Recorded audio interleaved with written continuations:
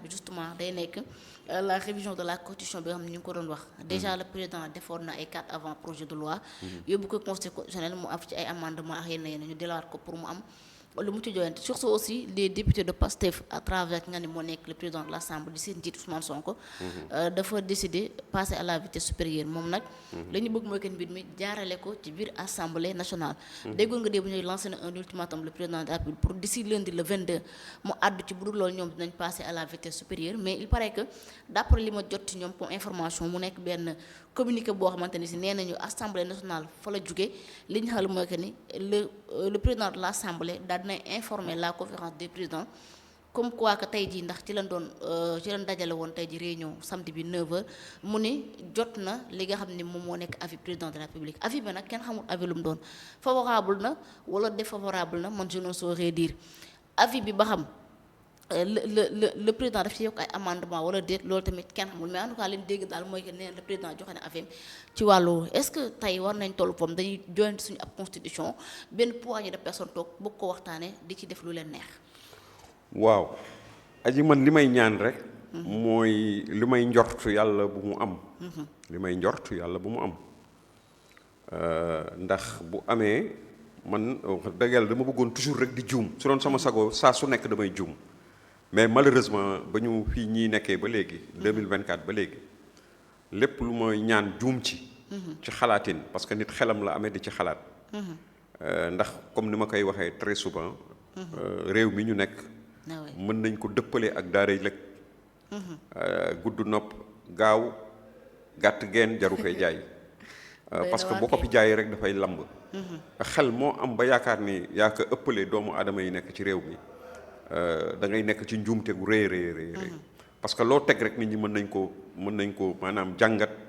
faram fàcce ko indi ci li nga xam ne moom mooy li nekk ci suuf li nga xam ne moo ko ëmb et man bërki démboo Njaay rek maa ngi def benn c'était hier ou avant-hier maa ngi def benn post boo xam ne ci Facebook ku ko suivre ku nekk xam nga ni effectivement am na lu xew mën naa leen ko jàngal faram fàcce ko tuuti ci wolof parce que dama ni assurément au fief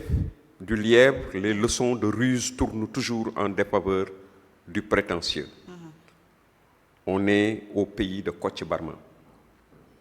Ma ni quel magnifique alignement des astres politiques en une seule semaine. J'aurais pu dire quel extraordinaire au lieu de magnifique. J'aurais pu dire loolu mooy le terme sax qui sied. Quel extraordinaire alignement des astres politiques en une seule semaine. En se déclarant incompétent, le Conseil constitutionnel sécurise, n'est-ce pas, la présence contestée d'Ousmane Sonko au Parlement. Donc, en se déclarant incompétent, le Conseil constitutionnel sécurise la présence contestée de Ousmane Sonko, verrouillant au passage son immunité et son contrôle, n'est-ce pas, sur les fonds stratégiques, les fonds politiques, n'est-ce pas. Ma dellu si waat ma ni ce retour hautement profitable s'accompagne d'un savant lissage sur RFI opportunément parachevé par la sortie de Mamadou Faye pour clore définitivement le débat sur la dette cachée. Ce grand théâtre d'un apaisement global, offre ainsi le gage parfait de la stabilité exigée, ou pas exigée, mais qui serait exigée peut-être par les institutions de Bretton Woods afin de rassurer et faire revenir les investisseurs. Donc loolu xam nga ni bërki démb laa ko wax tey bu ñu xëyee démb ñu dégg ñu ni premier ministre bi nee na yo lancé na ultimatum président de la République ne ko may nañ la ba altine su fekkee ni fii ak altine réagiruloo maanaam dégguñu la bu soobee yàlla ñun la ñu war a def danañ ko def ànd ceeg yow ak ñàkk cee ànd ak yow loolu la Ousmane Sonko wax président de la République li ma doon wax léegi mooy dañu nekk ci réew mu nga xam ni am xel di ko fi jaay dafay lamb parce que dëkk la boo xam ni dëkku xel la ndax fi la mag ñu baax ñu mel ni ki Kocc Barma dëkk su ko defee li nga xam ni gis nañ ko ci benn semaine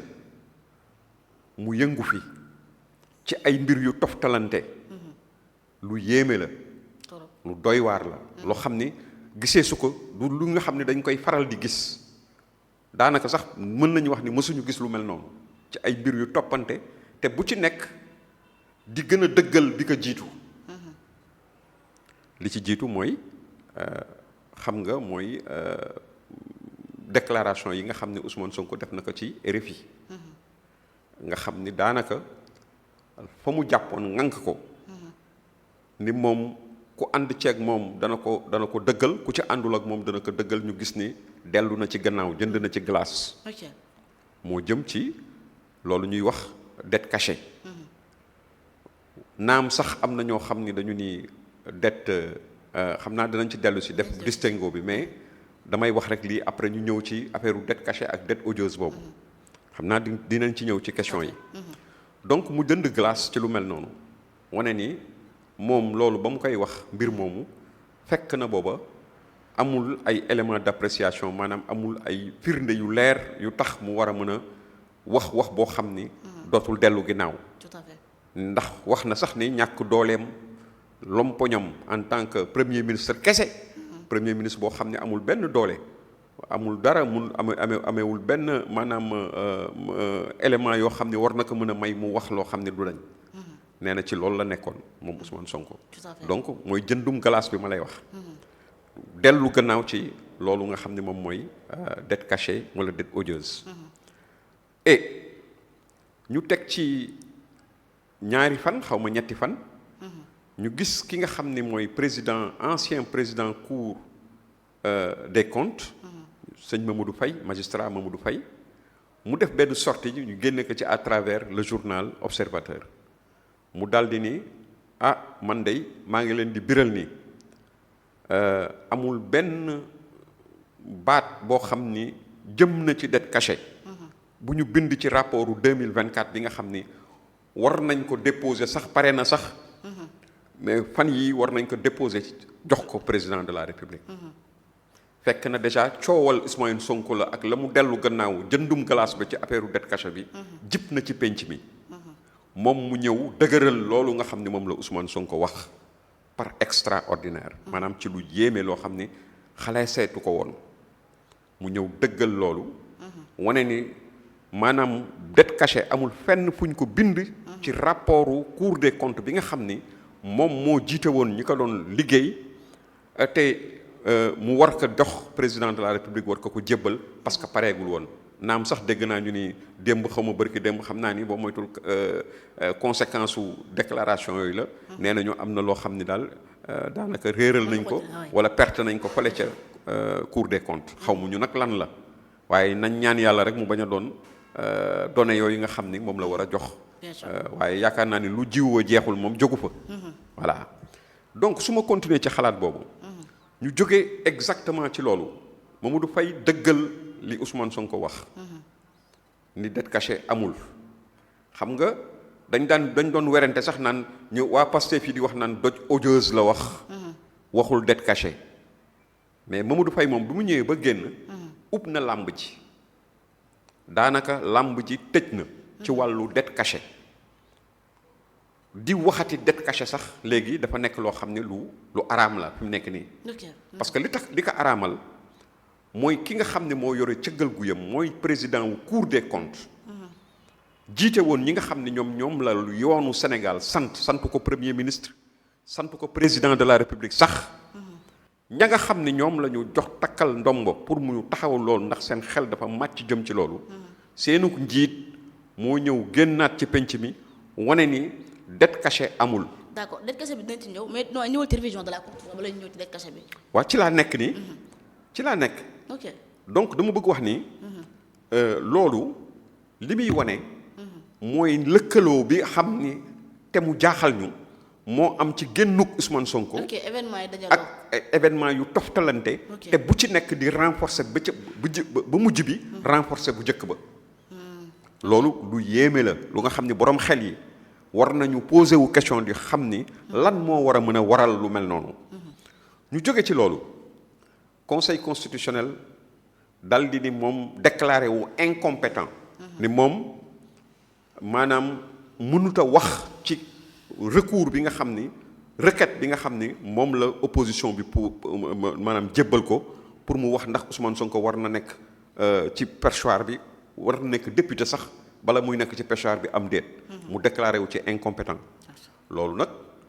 ñun jàngat biñ ci am bu fekkee ne loolu yëpp dafa toftalantooy. liñ ciy wax mooy mel na ni waxtaan am na ci pour rafetal seen diggante ak suñu bailleur de fonds yi nga xam ni ak suñu partenaire technique et financier yi nekk ca bitim réew. pour situation bu metti bii nga xam ne Sénégal ci la nekk. pour ñu am ku ci nekk am loo bàyyi. pour ñu mën a maanaam seral mbir mi ba nga xam ni bailleur de fonds yi danañu mën a dellu si FMI ak Banque mondiale danañu mën a dellu si problème yu rëy yi nga xam ni Pastef le régime Pastef dugal na ci Sénégal ñu saafara ko. ñun jàpp nañ ni yàlla nañu juum. mais jàpp nañ ni loolu mën na ko expliquer. tey nag bu ñu nee xam nga ñoom man dama daan bañ sax toujours naan dañu nekk ci théâtre parce que man dama jàpp ni di théâtre ak réew dafa xaw a yéeme di jël réew di ko théâtre jàpp naa ne loolu lu ko non seulement dafa ñaaw mais dafa reelu sax à la limite parce que loolu amul mujj parce que amul mujj xam nga bërki démb bi ma déggee Abdou Nguer wu dal di maanaam wax sénégalais yi ne leen nañu def attention ci ay film yoo xam ne ñu ngi koy monter di jéem a mel ni dañuy jéem a dugg ci xelu sénégalais yi pour gëmloo leen loo xam ni day nekk day am action de retour day dimbali Pastef ci toogam ci réew mi mel na ay affaire complot ay scénario yu mel noonu mel na comme histoire Ousmane Sonko la ñuy raconter wala yu demee noonu def ko nag ràcc jëmale ci kanamu Ousmane Sonko ak Pastef parce que loolu bu amee man def naa ci benn sortie ci bind wane na ni effectivement ñii kenn du leen xeebal complot kenn du leen xeebal théâtre bi ñu nekkee ci biir réew mi donc lu su mën man jàpp naa ni léegi loolu lu mën a nekk la parce que tamit su fekkee ni li ma la wax léegi lu jëm ci affaire événement yooyu nga xam ni dafa toppalante ñu war ci mën a am jàngat bu mel noonu Abdou Nguer génne lu mel noonu aussi ñu wax ci tey ñu xëy suba le premier ministre daal di def benn ultimatum genre ultimatum mel ni comme dafa ni président bu fekkee ni wuy woo ma ci lu mel nii wuy woo ci assemblée ñun bu altine nga ànd ci wala nga ñàkk ci ànd bu soobee yàlla ñun danañu passer à la vitesse supérieure maanaam danañu def suñu liggéey te suñu yoon nekkul ci nga ànd ci wala nga ñàkk ci ànd tey ñu ni ñu président daal dina ko tontu loolu nag tontu la xamuñu lan la tontu wa lan la ko tontu waaye bu fekkee ni dafa tontu ni kon mën ngeen def li ngeen war a def ànd ak ñoom ci loolu ci jamono yi nga xam ni maanaam nekkum Ousmane Sonko ci à l'Assemblée nationale waxuma sax ci perchoir bi waxuma sax président Assemblée nationale mais le fait que ñu koy accepter mu dugg ci biir Assemblée nationale jàpp nañ ni c'est une violation flagrante de toutes les lois du Sénégal jàpp nañ ni forcing la boo xam ni bu ñaaw boo xam ni tëb mur la def mi ngi mel na ñu am bunt kër gu am bunt nga ñëw tëb mur ba daw dugg ci biir dafa ñëw violer les assemblées nationales naka lañ ciy duggee et tout dafa mel ne ku daaneel mur mab mur pour mën a dugg ci biir voilà tëb mur wala mu jaar ci parentère ñun jàpp nañ ni dàq nañ ko ci gouvernement bi daw na jaar ci parentère u assemblée nationale ni lay ni cëpp ay mbokkam protéger ko te loolu du yoon teguwul ci yoon jàpp nañ ni effectivement loolu su fekkee ni lu mel noonu am na président de la république même su fekkee ni saisirul conseil constitutionnel pour demander ndax loolu jaadu na wala jaaduwul te mënoon na ko def defu ko tey mu yónnee ko ultimatum bu mel noonu mu tontu positivement pour Ousmane Sonko jàpp nañ ni loolu wax dëgg yàlla lu ñuy ñaawlu la te lu ñuy jaaxal la lu nga xam ni dafay tamit dëggal xel suñu xel ni mu ñaawee woon ci li nga xam ne moo fi toftalante loolu daf koy dëggal wane ni nag ñuy wax nag ni réew nag desu ko foye réew du instrument bu nga xam ni ay nit dañ koy amee lajj ba noppi janook askan wi di foye xelu doomu aadama yi loolu moom bu amee moom véritablement jàpp nañ ni lu nga xam ni la c'est un scandale voilà alors voilà. mais est-ce que doyen pour éviter peut-être une éventuelle crise institutionnelle waruñu mën a def dialogue des institutions actuellement bu ko defee ñu waxtaanee ko li nga xam ne moo nekk di xew ci réew mi xam nga ñun bëgg nañu jàmm jàmm rek la ñu bëgg suñu kuddu jàmm la ràcc n'est-ce pas dañu yàgg woote ci jàmm mais dafa am lu nga xam ni au lieu que mu doon maanaam indi jàmm différer ay contradictions la il y a des contradictions qui doivent être réglées aujourd'hui ici et maintenant mais les différer dafa leen di gën a dafa dama bëgg wax ni su fekkee da nga leen bëttal ay contradictions yu am ay juyaloo yoo xam ni yu doy waar la yu am ci penc mi entre ay institutions wala yu demee noonu su fekkee ni réglé wuñ ko léegi tey bu ëllëgee danañu dab encore une fois te amaana bu ñu dabee niñ koy réglé dana gën a metti encore rien ne sert di xaar ba ay yenn années yi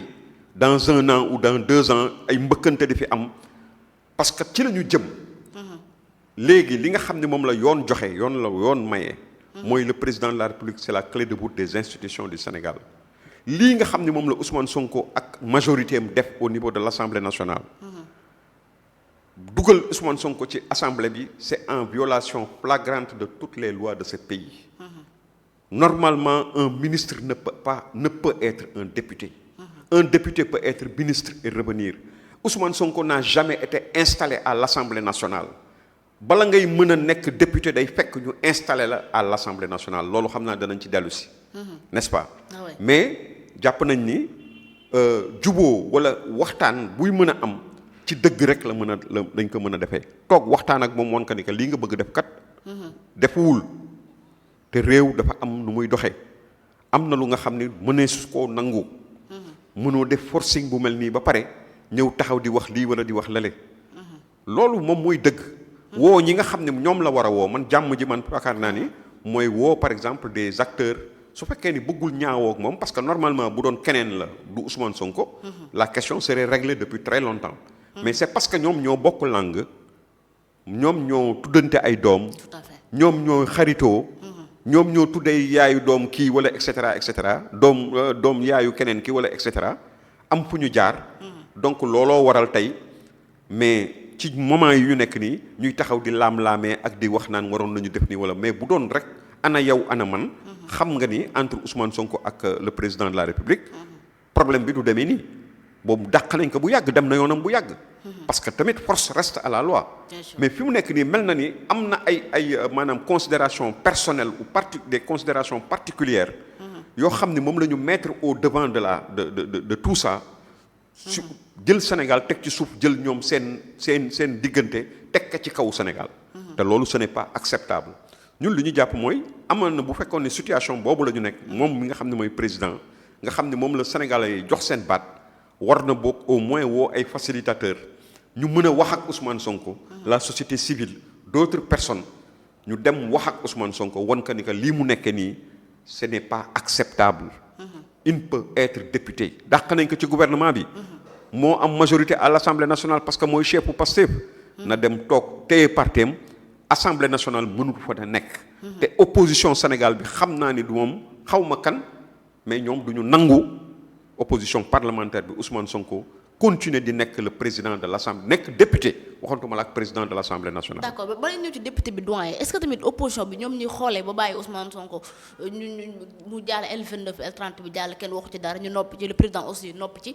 tey li nga xamante ni moom moo yite Sénégal yi mu nekk la constitution ku ne xam na ne Sénégal donte ne amuñu lu bari mais suñu ay institutions yi fort moo waral réew mi dëgër ba heure bi est-ce que lii nii buñ ko bàyyee mu jàll tamit du nasaxal li nga xam ne moo nekk réew mi. waaw moo tax waruñu sax fàttaliku L29 ak L30 jàll na ba noppi. bañ ko waree dénoncer ñun ñëpp dénoncer nañ ko wane nañu ni opposition bi warul woon am taxawaay bu mel noonu.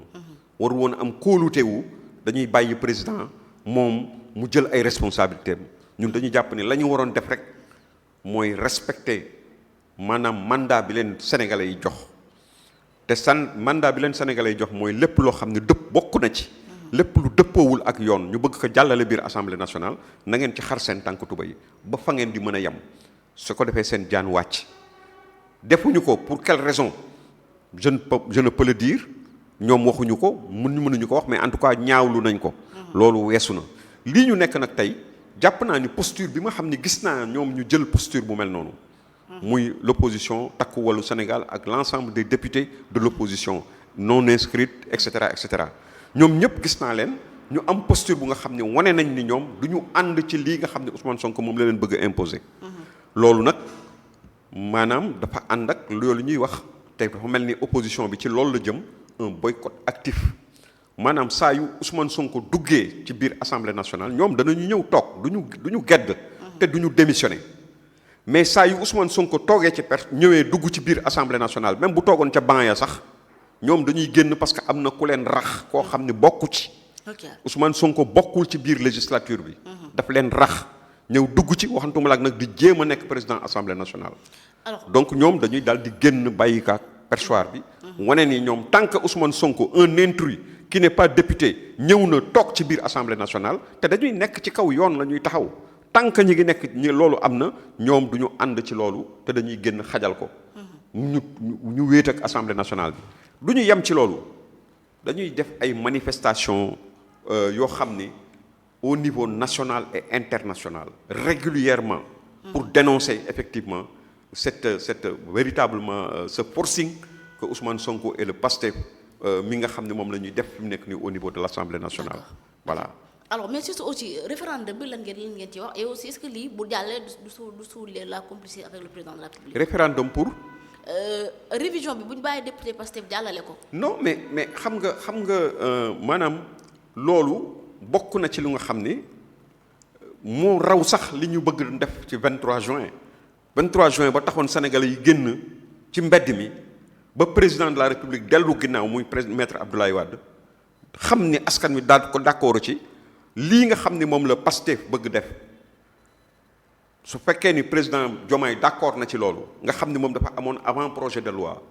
déposé ko au niveau de kii de droit ñooñu saytu ko ba yónneewaat ko encore ne am na luñ ci joyanti nangam ak nangam.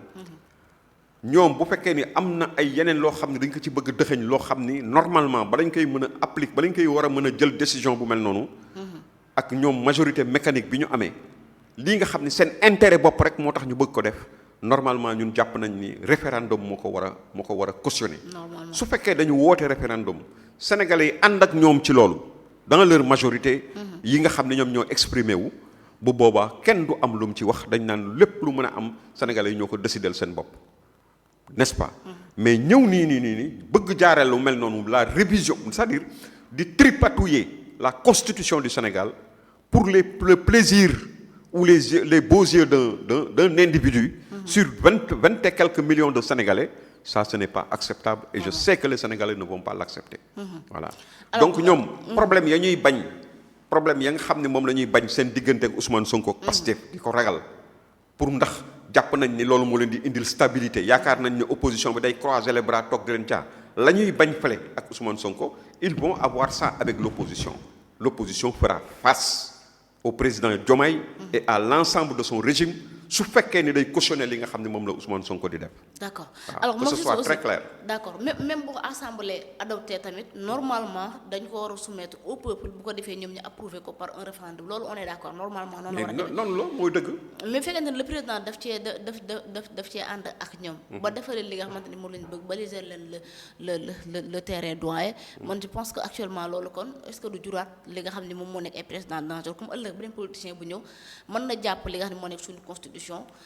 taillé ko sur mesure def ko nu mu la neex ba nu mu la arrangé. mais parfaitement loolu rek lay jur parce que tamit day nekk jurisprudence lay doon. day nekk loo xam ni amoon na fi dana fi amaat mais man gëm naa ni ma xamee sama réew ni ma xamee sama askan gëm naa ni incha allahu taala bu neexee yàlla day metti rek malheureusement ñun ñëpp nous allons souffrir de ça. muy ñoom muy ñun mais. Aujourd'hui, ils sont en train d'allumer un brasier dans ce pays. Parce que loolu, ce n'est pas acceptable et les gens ne vont pas l'accepter. Ça, c'est absolument clair. Si le président Diomaye pense que c'est en réglant, en apaisant la situation avec Pastef, en trouvant une compromission avec Pastef, que les bailleurs de fonds, les trucs peuvent revenir dans ce pays, etc. Parce qu'ils ont dit qu'il n'y a plus de dettes cachées, etc., etc.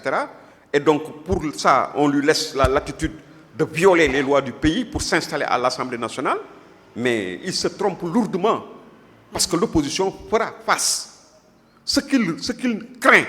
avec Ousmane Sonko, l'opposition va être porteur de ça. Ça c'est absolument clair. ok mais doyen sur ça est-ce que du jox dëgg ñi nga xam ne ñu doon wax ni ay combat politique la nekk mais Diomaye ak Sonko ñoom ñaar amuñu benn problème. xam nga am nañu problème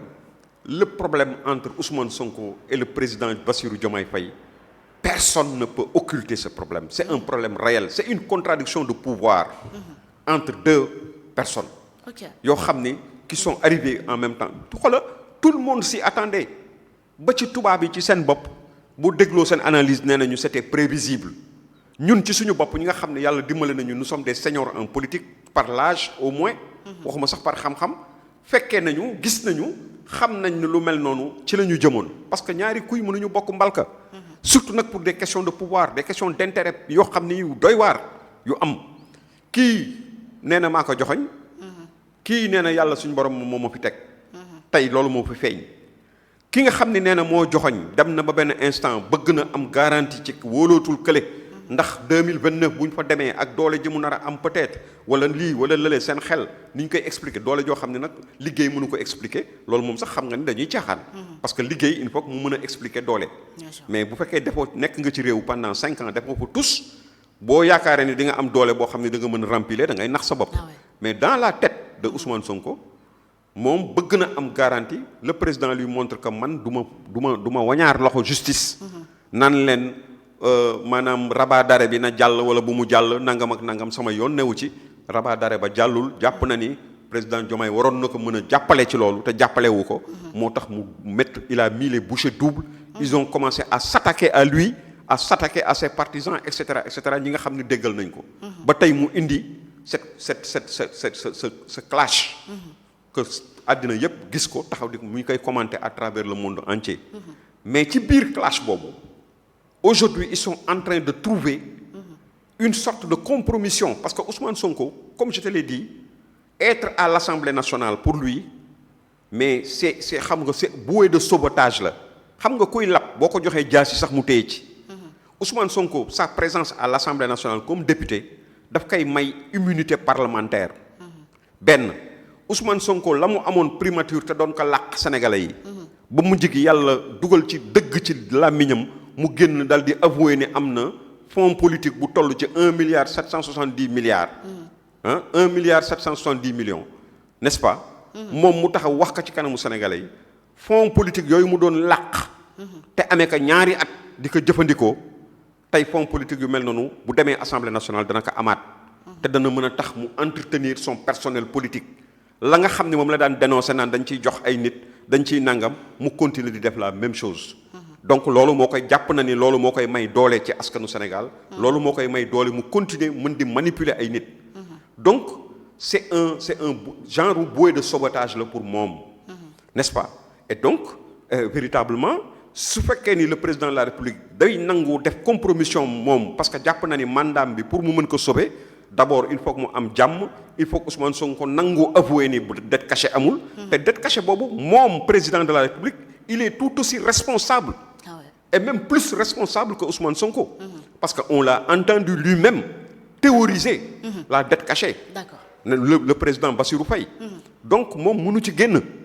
bu ñu demee nag ba Ousmane Sonko mi nga xam ne moom moo ko gënoon moom moo doon kilifaam